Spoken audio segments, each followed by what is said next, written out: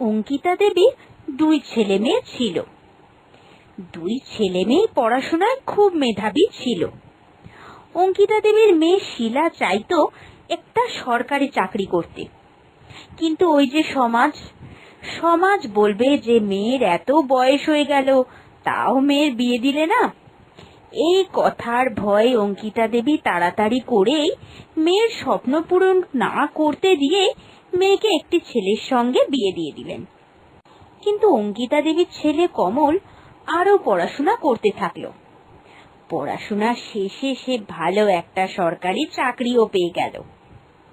সরকারি চাকরি পাবার পর মা, অনেক দিন ধরেই তোমাকে একটা কথা বলবো বলবো ভাবছি, কিন্তু কিভাবে বলবো যে বুঝে উঠতে পারছি না। আসলে আমাদের অফিসে উর্মি বলে একটা মেয়ে আছে। মেয়েটাকে আমার খুব পছন্দ মা। আসলে ওর বাড়ি থেকে বিয়ের জন্য খুব চাপ দিচ্ছে, তাই জন্য তুমি একটু ওর বাড়িতে গিয়ে কথা বলবে মা। আমি কিছুদিনের মধ্যেই ওকে বিয়ে করে নিতে চাই। কি?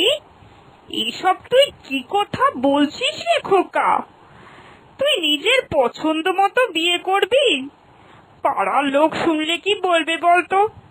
বলবি এই তো ছেলে মানুষ করলো, এখন ছেলে নিজের বিয়ে নিজেই দেখে শুনে করে নিচ্ছে।